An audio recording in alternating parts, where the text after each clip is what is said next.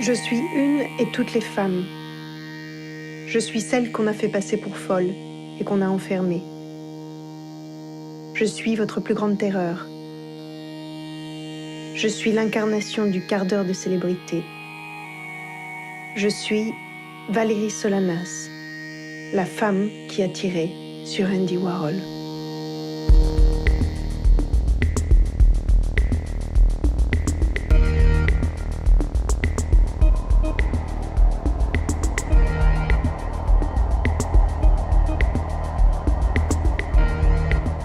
I heard Andy say, "No, no, Valerie," and suddenly there was like an explosion.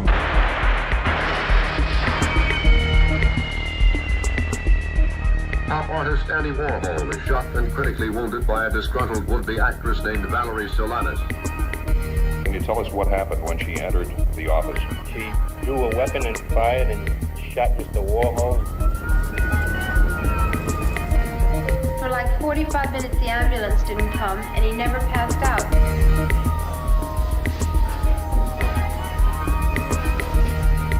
One bullet went into the left side and went out to the right side.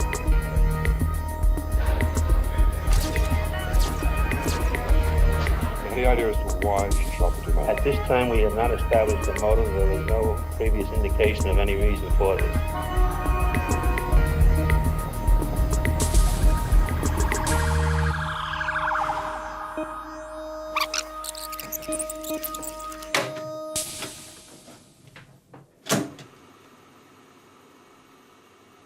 Is this Valerie Solanas? Yes, it is. You mean the famous Valerie Solanas?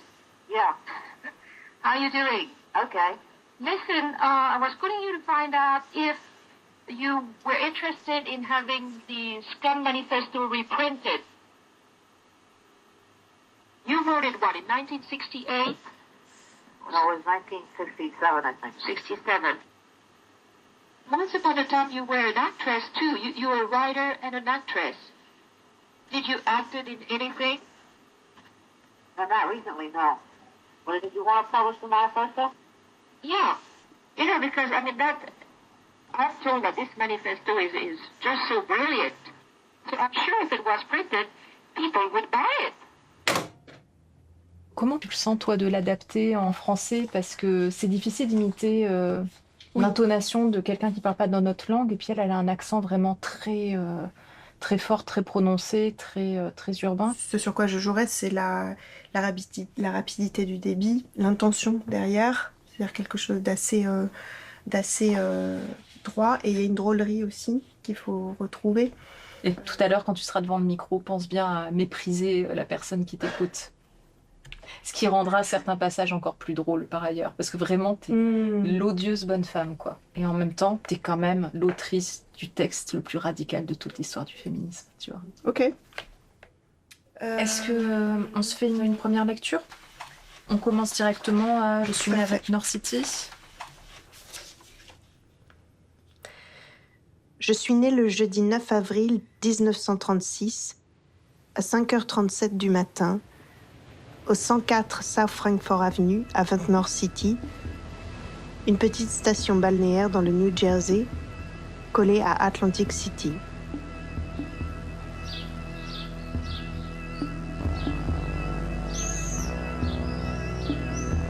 Ma mère était assistante dentaire, elle avait 18 ans.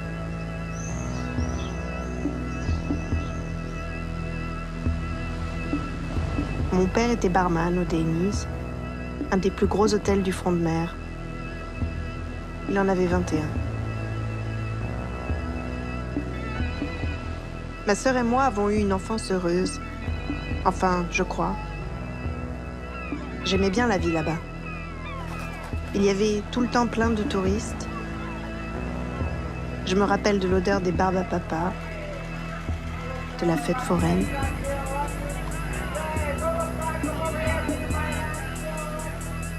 J'avais 4 ans quand ils se sont séparés et qu'ils nous ont envoyé, ma sœur et moi, chez nos grands-parents maternels, à Atlantic City.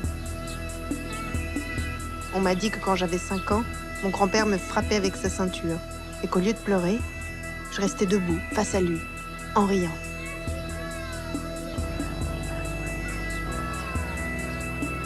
Quand j'ai eu 6 ans, mon père a demandé à me garder une journée par semaine. Tous les dimanches, j'allais chez lui avec ma sœur. Mais c'était avec moi qu'il voulait rester. Et tous les dimanches, il m'enfermait avec lui, dans sa chambre. J'ai découvert le sexe de la façon la plus écœurante qui soit avec celui qui était censé me protéger. Pourquoi est-ce qu'il me violait moi et pas ma petite sœur? Je ne sais pas. Dans ma tête de petite fille, je me sentais l'élue, la chouchou à son papa. C'était sans doute pour ça que je l'ai supporté.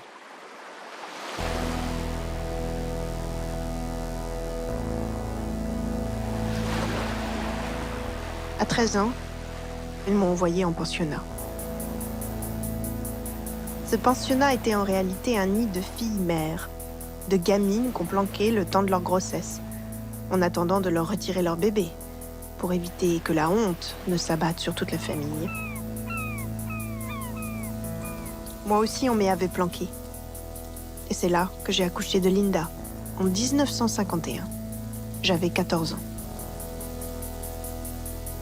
La paternité et la maladie mentale.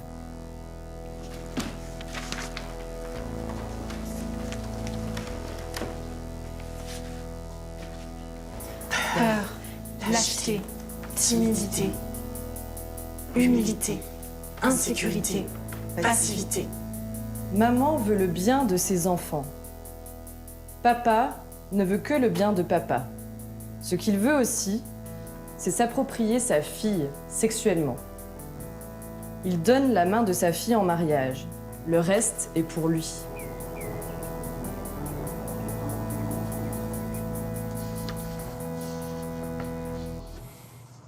This is Valerie at age 14.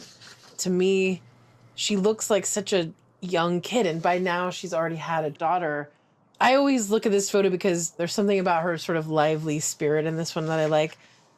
So the mother made a decision to raise the daughter as, like, telling everyone that it was her, that this daughter was her mother's daughter, not Valerie's daughter. And so there was kind of a framework that emerged where Valerie grew up with her own daughter being recognized as her sister. And then, of course, she goes on at age 15 to get pregnant by, a sailor who is passing through town is the story. We can't know for sure either, but that's the story. And she gets pregnant with her son. And then, she ends up, like, the family kind of makes an arrangement with this other family that were having fertility issues to basically trade this new baby in exchange for them paying for Valerie to go to college. And those are the conditions that she was able to afford to go to college. À 16 ans, j'ai accouché pour la seconde fois, un petit garçon nommé David. C'est là que j'ai compris que mon ventre était monnayable, que ma chatte était monnayable et qu'il n'y avait aucune raison pour que je me tape tout le boulot gratuitement. J'ai fait un marché avec le couple friqué. J'ai échangé David contre la garantie qu'il me paie l'intégralité de mes frais d'inscription à l'université, jusqu'au bout. Et c'est comme ça que je me suis inscrite en psychologie à l'université du Maryland. Je suis arrivée dans un milieu où les hommes étaient largement majoritaires. Les quelques femmes qui venaient en cours étaient soignées, toujours bien peignées, elles portaient des jupes. Je n'avais rien à voir avec ces filles à papa. Alors qu'elles en étaient encore à attendre le mariage pour se faire dépuceler, moi, je me disais ouvertement lesbienne. Ça les dépassait complètement. J'étais une anomalie. She is photographed here in her dorm room with her the rest of her residence hall mates in Carroll Hall. She is wearing a checkered shirt, and along with the rest of her dorm mates. Along with this photo, there should also be a photo of her for her senior picture. There she is, Valerie Jean Solanas, and some of the information about her major and her degree, and that she wrote for the Diamondback, which was the student newspaper at the time. So yeah, that was her there at her senior year in 1958.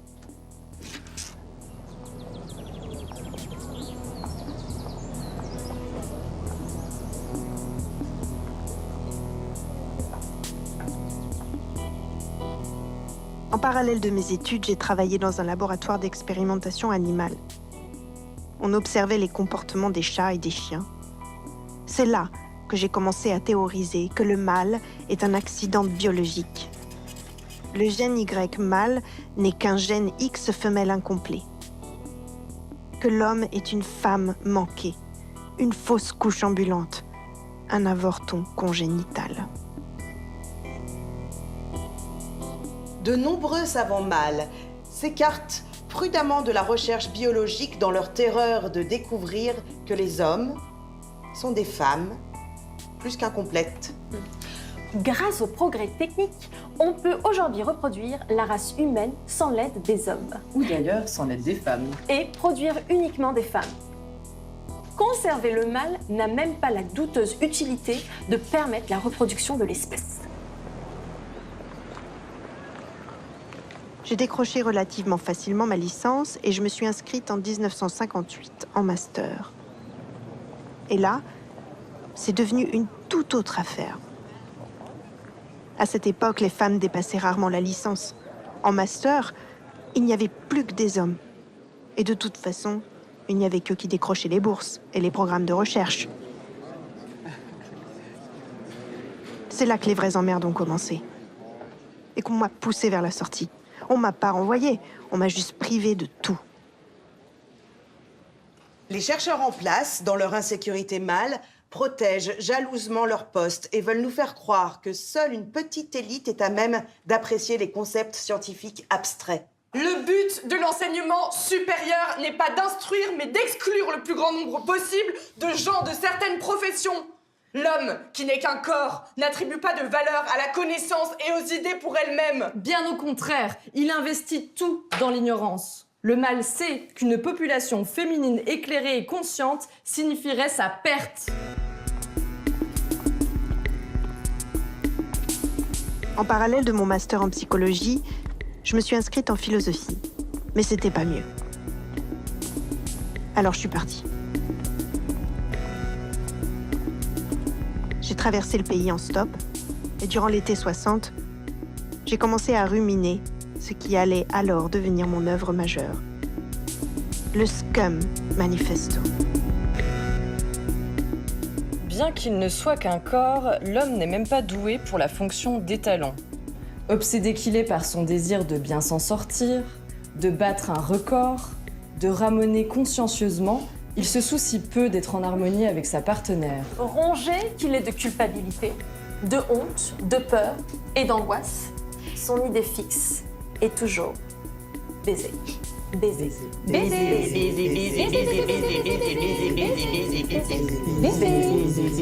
Il n'hésitera ni à nager dans un océan de merde, ni à s'enfoncer dans des kilomètres de vomi s'il a le moindre espoir de trouver sur l'autre rive un con bien chaud. Il baisera n'importe quelle femme, même s'il la méprise, et il ira jusqu'à payer pour ça. À toutes celles qui ont un brin de civisme, le sens des responsabilités et celui de la rigolade, il ne reste qu'à renverser le gouvernement, en finir avec l'argent, instaurer l'automation à tous les niveaux et supprimer le sexe masculin.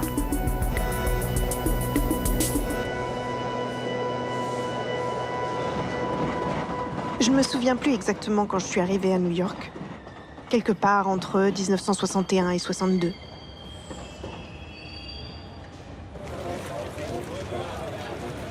Le village était une porte ouverte vers une liberté à laquelle je n'avais jamais goûté. C'était fascinant. Le monde était plein de frics, de marginaux, de rebuts, de pédés, de gouines, comme moi.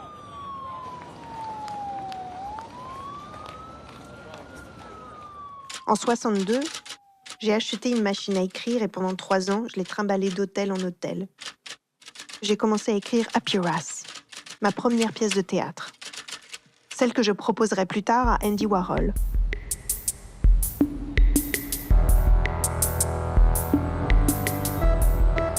Je me suis installée à l'hôtel Earl, qui avait la particularité d'avoir une aile spéciale pour les drag queens et les lesbiennes. C'est là que j'ai rencontré mes amis Jeremiah Newton et l'icône trans Candy Darling.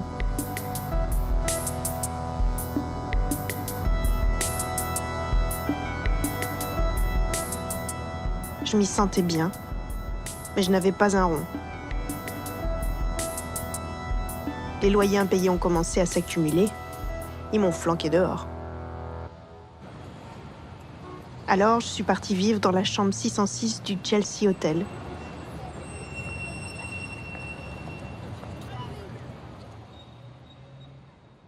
It was a great place. It was very inexpensive, cheap, a lot of drugs. And Valerie was on the periphery of it. She really couldn't afford a room for more than 5 days.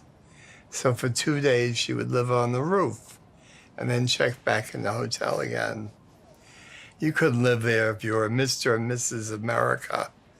You had to be a little freaky to live in that hotel.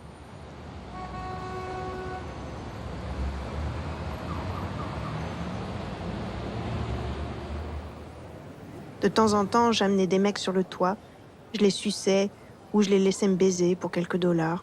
Je les haïssais. En 65, j'ai enfin achevé l'écriture d'Up Your Ass. J'étais tellement fière. Pour moi, c'était le texte qui allait me révéler au monde comme écrivaine et dramaturge.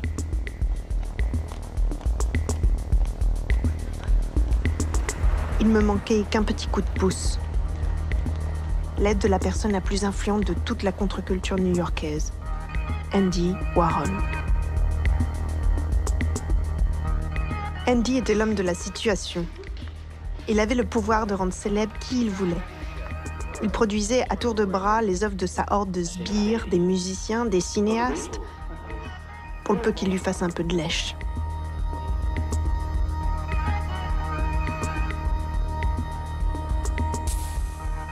Pour moi, il devait impérativement produire ma pièce. Je lui ai posté une copie avant même de le rencontrer. Il ne m'a pas répondu, alors je lui ai réécrit pour qu'il me rende mon texte.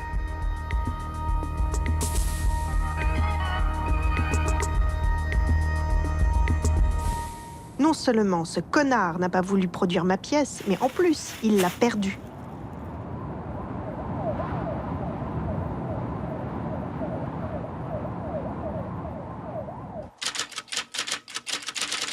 Deux ans plus tard, j'ai achevé le Scum Manifesto. Ce que j'ai écrit, personne ne l'avait jamais écrit auparavant. Je l'ai écrit du plus profond des marais puants du patriarcat. Sa recherche frénétique de compensation, Parce qu'il n'est pas une femme, combinée avec son incapacité fondamentale à communiquer et à compatir, a permis à l'homme de faire du monde un gigantesque tas de merde. Il porte l'entière responsabilité de la guerre, la gentillesse, la politesse, la dignité. L'argent, le mariage et la prostitution, le travail contre l'automation, la philosophie, la religion et la morale fondée sur le sexe, Les préjugés, L'impossibilité de la conversation, l'impossibilité de l'amitié, de l'amour, l'animalité, domesticité et maternité et suppression de l'individualité. le vol de l'intimité, l'isolement, les pavillons de banlieue et l'impossibilité de la vie communautaire, Le conformisme, l'autorité et le gouvernement, la compétition, le prestige, le statut, l'éducation, l'ignorance, le secret, la censure, l'élimination de la connaissance et des idées, la chasse aux sorcières, la méfiance, la laideur, la haine et la violence, la maladie et la mort. J'étais persuadée que mon livre allait déclencher une révolution, que les rues de New York allaient s'embraser. Le Scum devait devenir un mouvement, une organisation armée. J'ai tenté de recruter des volontaires. Scum évitera toujours de se faire prendre et de se faire condamner. Scum agira par en dessous, furtivement et sournoisement. Mais les meurtres de Scum seront toujours connus en tant que tels. Ce qui pourra libérer les femmes de l'emprise masculine, ce sera donc la destruction totale du système fondé sur l'argent et le travail, et non l'égalité économique à l'intérieur du système. Ce que Scum veut, c'est démolir le système et non obtenir certains droits à l'intérieur du système. America was in the middle of the atrocity that they were committing in Vietnam. And the black struggle for civil rights was starting to heat up. We started Black Mass to introduce the idea of art and politics as a combination.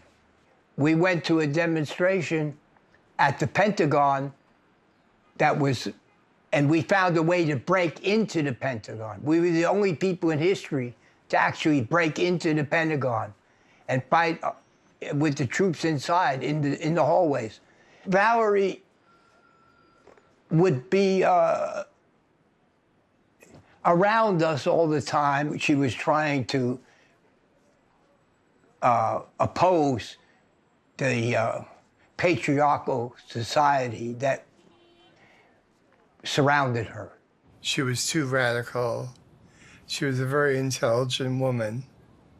She knew a lot about history, especially how men mistreated the world since the beginning. But people didn't want to hear this. She wanted to kill all the men. She wanted to kill all the men, except me. She wasn't going to kill me. She wanted to kill all the men and remove them from the face of the earth. She really wanted to kill all the men, or was it just a symbol, or maybe... No, it wasn't a symbol. She wanted to do it. She hated them for good reason. One night we were sitting around talking, drinking coffee, and I said to her, I said, you know, Valerie, your manifesto is about cutting up men. And here I am, I'm a man, you're always here around with me. And she had a look on her face like, I never really thought about that, she said. She said, oh, I promise, you'll be the last man we kill. J'étais la première femme à appeler ouvertement à prendre un flingue et tirer dans le tas. Avec le Scum, j'ai revendiqué avant l'heure ce dont le monde s'apprêtait à prendre conscience. Nous aussi, les femmes, nous pouvons être violentes. Scum sera la grande force bousibaisante, la force du détravail. Les filles Scum détravailleront systématiquement jusqu'à ce qu'elles se fassent renvoyer, puis chercheront un nouvel emploi à bousiller. Scum prendra d'assaut les autobus, les taxis et les guichets, conduira les autobus et les taxis et distribuera gratuitement les tickets. Ensuite, Scum s'emparera des antennes de la radio et de la télévision et s'empressera de soulager de leur besogne tous les employés qui s'opposeraient à l'entrée de Scum dans les studios. En baisant le système à tout bout de champ, en détruisant la propriété de façon sélective... Et en assassinant, une poignée de Scum peut prendre le contrôle du pays en l'espace d'1 an. Le problème, c'est que personne ne voulait rejoindre mon organisation. J'ai bien essayé d'organiser des réunions au Chelsea Hotel, mais quasiment personne ne venait, à part quelques tarés soumis qui voulaient lécher mes pieds ou ce genre de conneries. J'étais une lutte armée, sans troupes. So she has these meetings.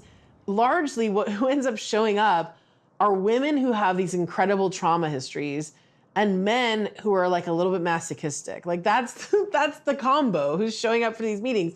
And there's these men who, you know, are like kind of in the model of like what she calls later the men's auxiliary, right? And they're interested in like men undoing masculinity essentially, or men sort of being like, yeah, I am a piece of shit. Like you should stomp on me. Like this kind of like bizarre, like masochistic frame.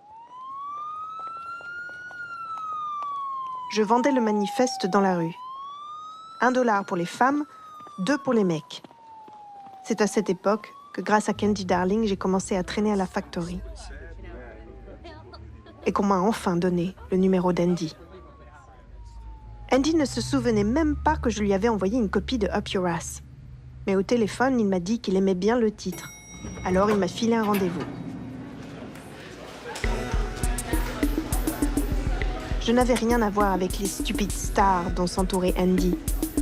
Ultraviolette, Viva, Eddie Sedgwick, Nico, que des mannequins. On a commencé à se fréquenter de plus en plus souvent. Il dînait quasiment tous les soirs au Max's Kansas City. Je m'asseyais à sa table et il me demandait mon point de vue sur les hommes et la société en général. À ce moment-là, j'espérais encore qu'Andy ferait partie des hommes auxiliaires. Scum exterminera tous les hommes qui ne feront pas partie de l'auxiliaire masculin de Scum. Faire le bien est une condition nécessaire mais non suffisante pour faire partie de l'auxiliaire masculin de Scum. Pour sauver leur morne cul, les hommes doivent aussi éviter de faire le mal. J'étais persuadée que lui et moi, on était pareils, sur bien des points. On savait l'un comme l'autre que baiser n'avait aucun intérêt. On savait que le sexe était une perte totale de temps, que c'était le refuge des imbéciles, que c'était quelque chose dont les femmes devraient se débarrasser une bonne fois pour toutes. Scum sont des filles à l'aise, plutôt cérébrales et tout près d'être asexuelles. Le sexe ne permet aucune relation. Les scums ont tout vu, tout le machin. Baise et compagnie, sus-bite et sus-con. Il faut avoir pas mal baisé pour devenir anti-baise. Et les scums sont passés par tout ça. Maintenant, elles veulent du nouveau. J'étais persuadée qu'au fond, il me comprenait. Ce dont je ne me rendais pas compte, c'est que pendant ce temps-là, cet enfoiré me volait tout.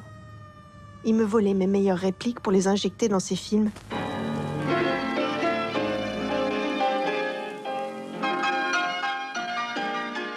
It's about time that women had someplace, somehow, something to do. God damn it, we're tired of you fucking men. I can't stand the sight of men. And if I can't make it with men, then I'll make it with women. Il était en train de me déposséder de tout. She felt he was a user. He was a despicable person. I mean, I knew him. He was horrible. I mean, he represented everything wrong. The way I see it. Everything wrong in society. Like the manipulation of creativity, the attempt to make everything a product.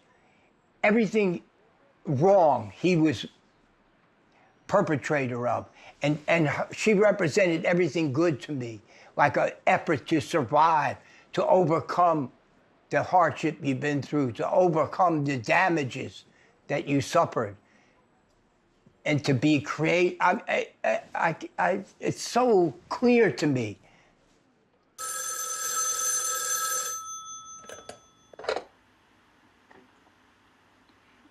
Now, I was told that you acted in a movie. What was the name of it? Iron Man. Oh, yeah, that's right. Iron Man. Now, what do you remember from Iron Man? I want to discuss it. Oh, okay. I think was in it a man called Tom Baker? Tom Baker, yeah. Yeah, I think he did die. Really? Yeah, I think so. I think he died of a drug.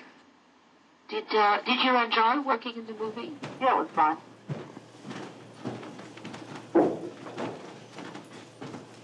Mon rôle dans Iron Man était complètement improvisé. Ils ont allumé la caméra, ils m'ont dit « Vas-y Valérie, dis-lui ce que tu lui dirais dans la vraie vie ».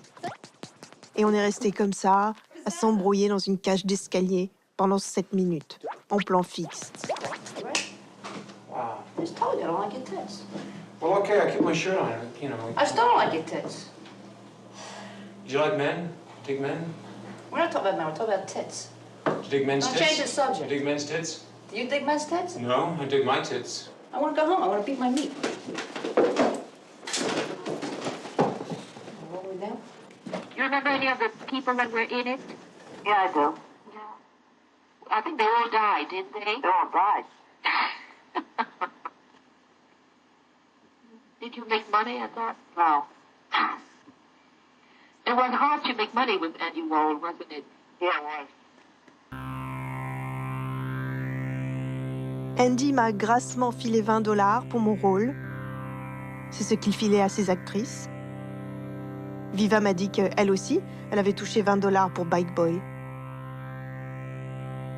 Il nous exploitait toutes. L'art chez Andy est une véritable machine à cash. Tout n'est question que de contrats, de pourcentages, de recettes, de bénéfices. C'est tout ce qui l'intéressait. Il n'en avait rien à foutre de mon travail. She felt, in a way, it was a way for her to find economic help through him. There were a lot of people with money around Andy. I mean, it was all about money, but it was money, just selfish money. It wasn't helping people at all. Le grand art et la culture. Nous savons que le grand art est grand parce que les hommes, des spécialistes, nous l'ont dit. Et nous ne pouvons pas dire le contraire, vu que seules des sensibilités exquises, bien supérieures à la nôtre, sont à même de percevoir et d'apprécier ce qui est grand. La preuve de leur sensibilité supérieure étant qu'ils apprécient les saloperies. Mais l'artiste véritable, c'est toute femme saine et sûre d'elle.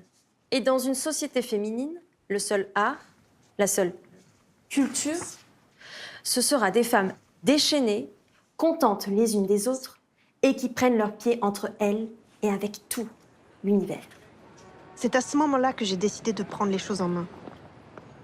J'ai fait la connaissance de Maurice Girodias, un éditeur français puant qui avait publié Lolita, Histoire d'eau et Le Festin nu. Lui aussi vivait au Chelsea Hotel. Maurice est le seul qui ait pris au sérieux mon potentiel d'écrivaine. Sauf que son contrat était foireux. J'ai réalisé qu'en fait, je lui avais cédé tous mes droits, même ceux de mon manifeste et de ma pièce. Oh, God. Yeah, Girodias. If ever there is like a villainous character in this story, I feel like he's probably it. I mean, there's aspects of Valerie where you think, well, she might have been paranoid. I don't think that's the case with Maurice Girodias. So, you know, he gives her this contract, and this is a major, major problem for her. It made her feel so afraid of being controlled, of being taken over, of being exploited. And that is really the beginning of when, like, she really starts to lose it with regard to Warhol, because she starts to become paranoid that Girodias and Warhol have, you know, don't have her best interests in mind, which was in fact true. And that she's going to be exploited, and that her work is going to be stolen from her, and that she'll lose control, that she won't make money. Like, all of this stuff starts to unravel. Andy, il n'en avait rien à foutre de me produire. Il disait que chacun avait droit à ses 15 minutes de célébrité. Alors j'ai décidé d'en être. Puisque ça n'était pas de gré, alors ça a été de force. We were part of the occupation of Columbia University. The campus was surrounded by police, and nobody could get in or out, but somehow Valerie got in. So she came to see me, and she hung out with me for a while, and then she said, "Oh, I wanted to ask you, what would happen if I shot somebody?" So I told her, it depends who you shoot and if they die or not. She said, "Oh, okay," and she laughed. And a week later, she shot Andy.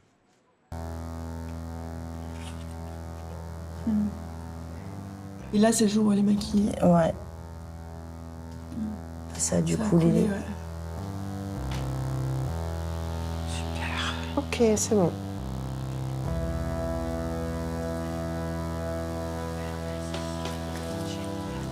Tu la tiens bien. Ouais. Ok. Il faisait chaud ce jour-là. Dans mon sac, il y avait un Colt et un Beretta automatique. Je suis allée à l'Actor Studio pour essayer de choper le producteur Lee Strasberg pour lui demander de produire Up Your Ass. Mais je suis tombée sur Sylvia Miles qui venait de décrocher un rôle dans Macadam Cowboy. Elle m'a dit que Strasberg n'était pas là. Elle mentait. Elle avait peur. Je l'ai vu dans ses yeux. Et elle a fermé le studio. Après, je suis allée à l'appartement de la productrice, Margot Feinden, à Brooklyn.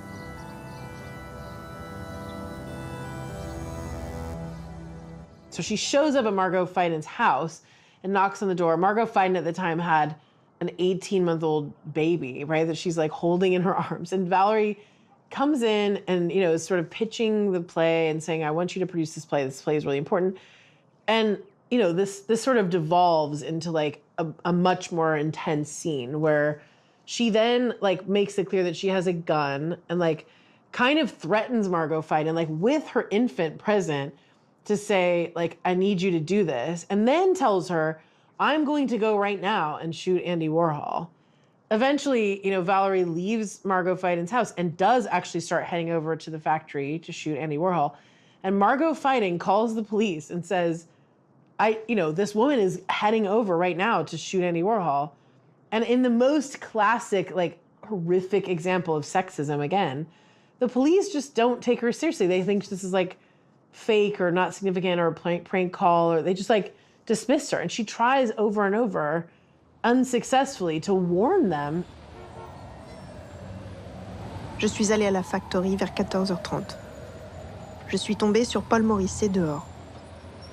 Je lui ai dit que je voulais voir Andy, qu'il me devait de l'argent. Paul m'a dit qu'Andy n'était pas là, qu'il ne viendrait pas. Je savais que c'était faux. Alors j'ai attendu au coin de la rue. Je suis revenue 7 fois. Vers 16h, Andy est enfin arrivé, en même temps que son mec, Jed Johnson. Ils m'ont laissé entrer, j'ai pris l'ascenseur avec eux. Je suis descendue de l'ascenseur. J'ai vu qu'il y avait l'assistant d'Andy, Fred Hughes, et un autre gars que je connaissais pas. Morisset m'a dit qu'ils avaient du boulot, que je devais dégager, que si je partais pas moi-même, ils me foutraient dehors. Le téléphone a sonné, Morisset a décroché. C'était Viva.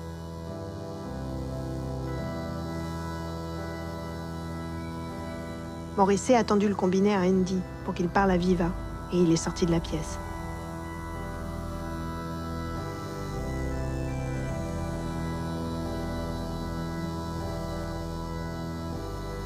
Fred Hughes m'a demandé « Tu écris toujours des livres cochons, Valérie ?»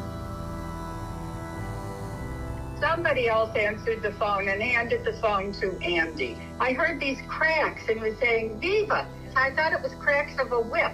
And I thought, oh, he's pretending somebody's whipping him. But that wasn't it at all. It was the gunshot. I heard Andy say, no, Valerie. There were more shots. And I was at this point underneath my desk, and I looked over, and she was right in front of me. But she'd already shot Mario Maya in the back as he ran out of the room. And I said, Valerie, please don't shoot me. You better get out of here right away. And so she kept the gun like that, and she walked back, and she left.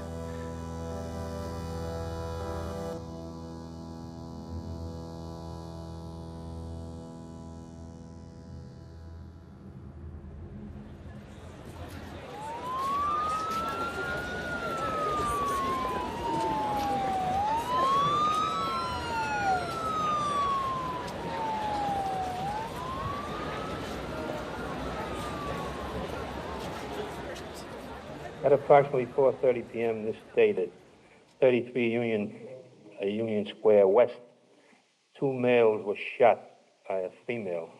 One of them was Andy Warhol, who was the owner of Warhol Films located at this location, and the second was Mario Amayo, who was there in connection with a business arrangement. A person we now know as Valerie Solanas, who formerly worked for Mr. Warhol, entered the premises, and she shot both of these men. What sort of work did she do for him, Inspector? Do you know that at this time? She was one who was used in the film as an actress. Was the other man that was shot connected in any way with the films that she was in? Has that been determined at this time? As far as I know, he was not. You say at this time there is no motive. We don't know the motive. I don't say there isn't. I should have said that you know of. That's correct.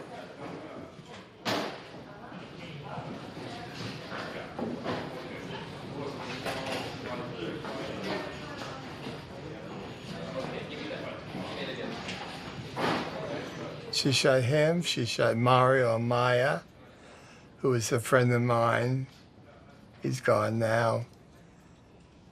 He said to me, I can't believe she shot me. I had a brand new white suit on. She destroyed my suit. Shot him in the ass twice. Of course, Andy, she basically killed him. He was never the same afterwards.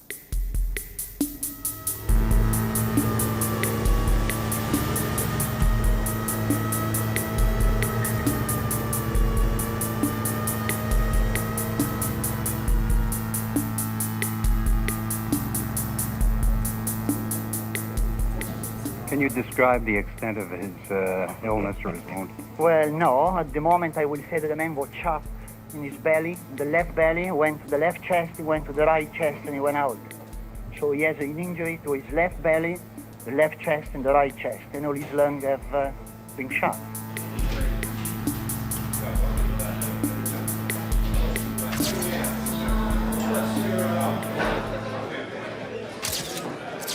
Valerie, why did this happen?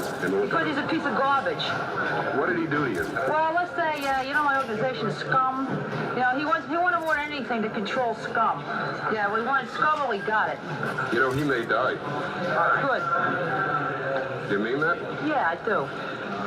Why do you hate him so much? Because he's him. He gave you a part in one of his movies. Big deal. I didn't ask for it. He asked me to do it. What do you think's going to happen to you now? I have no idea. I don't care. I'm looking forward to going to jail because there's nothing out here but garbage. Miss Solanas is put in a mental hospital.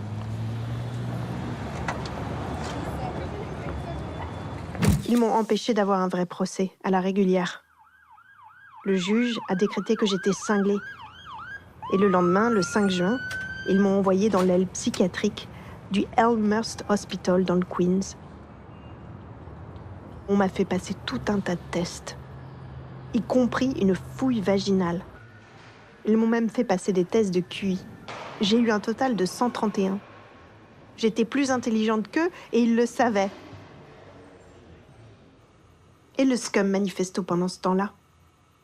Je venais à peine de tirer sur Warhol que Maurice Girodias était en train d'essayer de le vendre partout. Dès le lendemain, il avait activé tous ses contacts pour le publier le plus vite possible. It seems by most accounts that he was not going to publish the Scum Manifesto and that the shooting was the reason that he published it. He admitted this at one point, that if Valerie had not shot Andy Warhol, he would not have published the Scum Manifesto, which is one of history's like great tragedies, right? That like a woman who designs her life around trying not to be subject to men ends up only getting her work published because she tried to shoot Warhol, a man, and then her legacy is inevitably tied up with Warhol forever in every imaginable way, even though that's exactly what she wanted to avoid in some ways.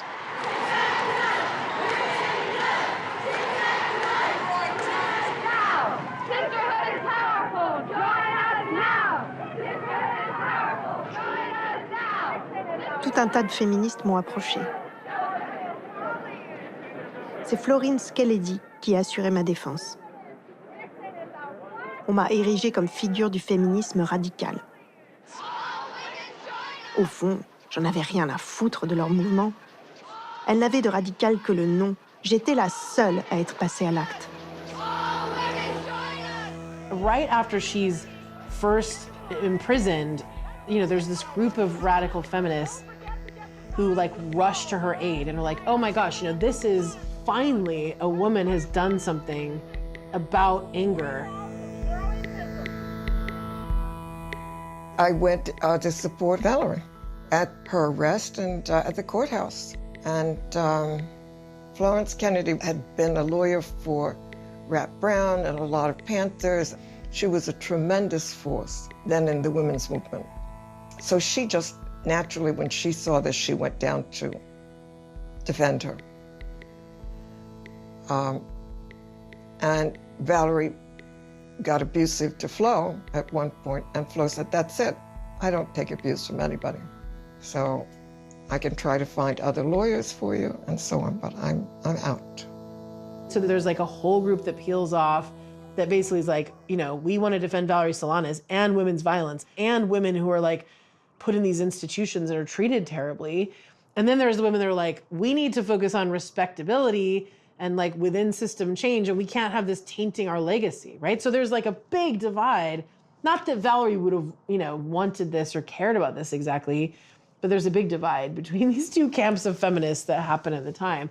We also were very angry, and we were also all evolving in our analysis of women's oppression. And Valerie seemed to be somebody fighting back, but she was violent. And we don't want feminism connected with violence.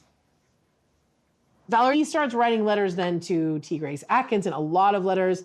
Many of these letters were like terribly abusive. I mean, terribly. She just didn't see activism in that way as like the way that women should go about it. She wanted sabotage. She wanted unworking. She wanted this sense that they were working underground. So there's this big tension between her and T. Grace that emerges then. So it was her identity as a writer that was primary for her. I really understand that now. And she didn't shoot Warhol by accident. Warhol was she was very shrewd. She was smart, and she was also shrewd.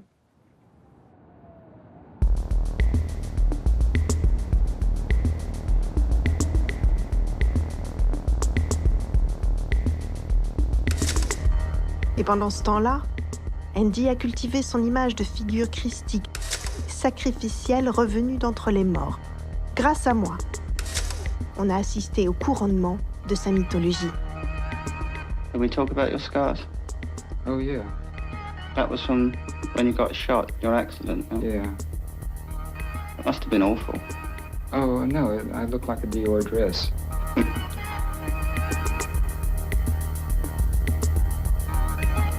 Très vite, j'ai appris qu'Andy ne voulait pas porter plainte contre moi. Comme c'est charitable. C'est surtout qu'ils voulaient tous éviter un procès. Ils voulaient me faire taire. Alors, ils m'ont fait passer pour folle. So with Valerie, she starts at Elmhurst Hospital. She then goes to Mattawan for a longer period of time. And then she ends up at Bellevue. And all of those were bad. Terrible food, pests and rat sort of infestations, terrible temperature conditions. I mean, for example, at Bellevue, they had programs where, they do experimental gynecological surgeries on.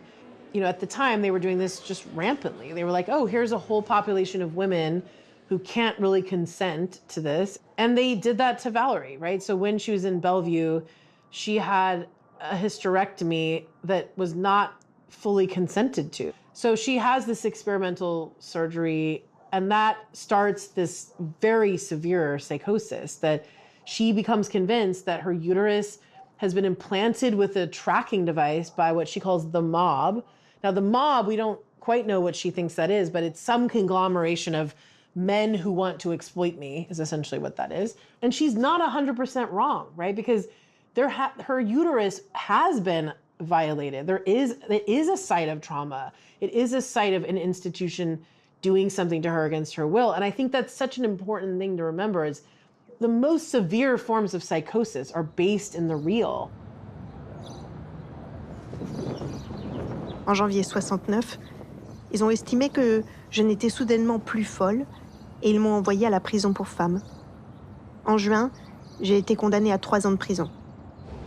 J'ai réussi à m'échapper. Ils m'ont rattrapée 2 mois plus tard. Et à la fin de l'année 71, ils ont fini par me relâcher. She just got out of an insane asylum, and she was standing on the corner with a small suitcase. I said, "What are you doing here?" She'd been gone a few years. They just let me out. They let me out. I said, "Where are you living?" She said, "I've got no place to go." It was sad, They just gave her the money to come back into Manhattan, and that was it. She had no money for food, nothing. I bought her a sandwich somewhere. As far as I know, she and her family have never received royalties for the Scum Manifesto. So this is also important to keep in mind, that like the work that most defines her, they never ever paid her for, right? And like Olympia Press never paid her for it, like never.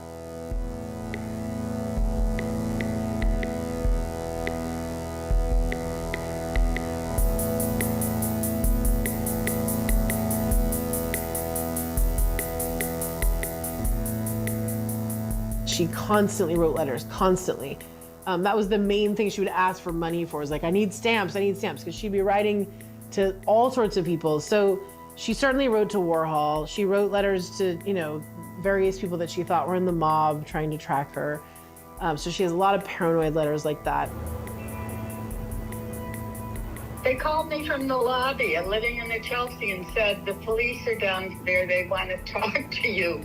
And they handed me a note from Valerie. She'd given them this note saying, Viva, I hate you, so I want to make you suffer, so I'm going to kill your husband.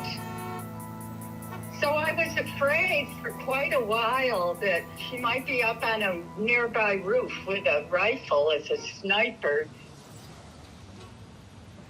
She used to ride past the Chelsea Hotel going bang, bang, bang.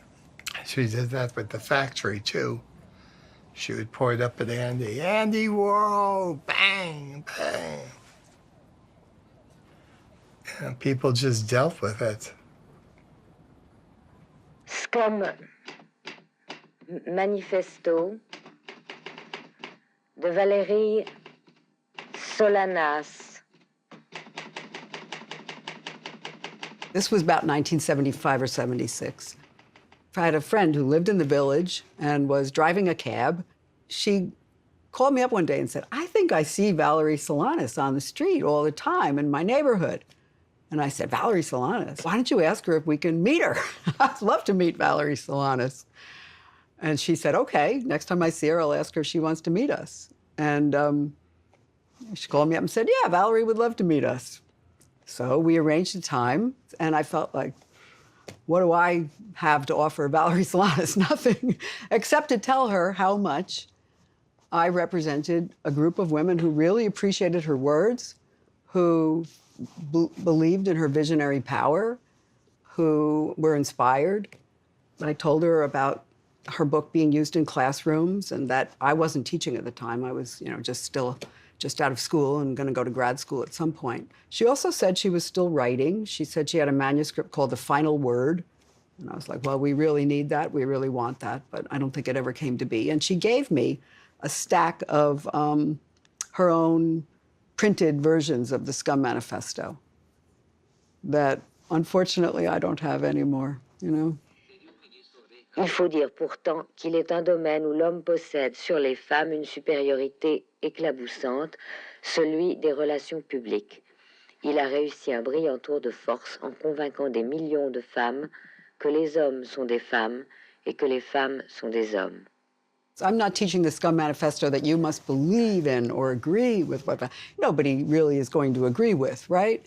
But we look at it in the history of ideas and how really, by putting that out there and making the gender binary so outrageous, right, and flipping what patriarchy had said about the gender binary, you could argue that she actually freed us to go beyond the gender binary. L'édition de ce texte est épuisée aussi bien en anglais que dans sa traduction française. Il est donc difficile de se le procurer.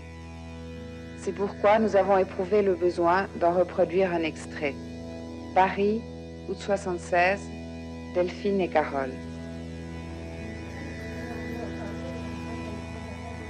Les féministes de la nouvelle génération ont donné du travail, quelques articles à écrire. J'ai rencontré un mec, Louis. Ça a marché un temps entre nous et ça m'encombrait. Je n'aimais pas les médicaments qu'on m'avait prescrits, alors j'ai cessé de les prendre. J'ai quitté New York. Je suis allée à Phoenix, en Arizona. J'ai fait du stop jusqu'à San Francisco.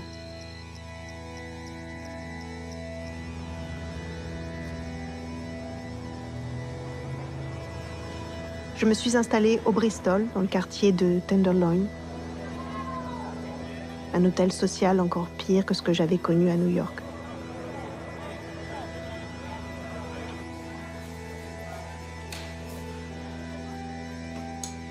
C'est là que j'ai commencé à me défoncer. Alors que jusqu'à présent, j'étais toujours passée au travers de ce genre de truc.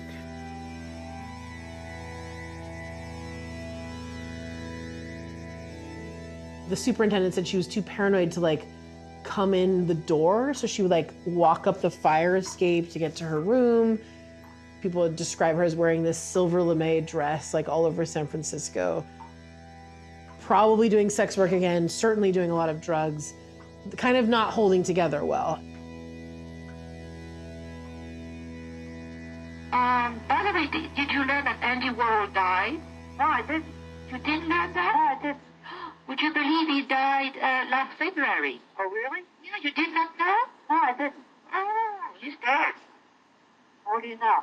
Yeah, what do you know? Actually, he died in the hospital, strangely enough. Oh. Now, how do you feel about that? I don't feel anything. By the way, I'm here. I'm out at this place under Valerie Solanas. Oh, I see. You're under a different name? Yeah, Zeno. Z-N-O. Z-N-O. Yeah. Hole. H-O-L. Zeno. Well, what does that mean, Z-N-O, except it doesn't mean anything. Oh, it doesn't mean anything. I see. My last name is Hole, H-O-L. That's interesting. Well, I want to hang up now. Oh, okay. All right. Okay. So have a good night. We'll be in touch. Okay. Thank you. Bye. Good night, dear.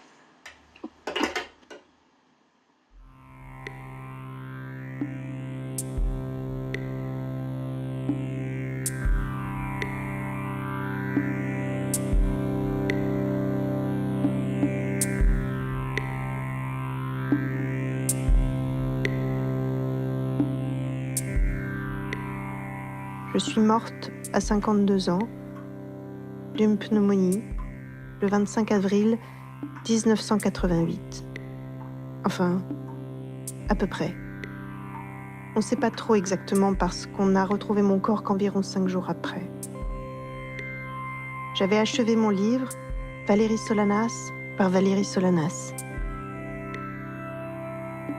Mais à ma mort, ma mère a brûlé toutes mes affaires et l'intégralité de mes écrits.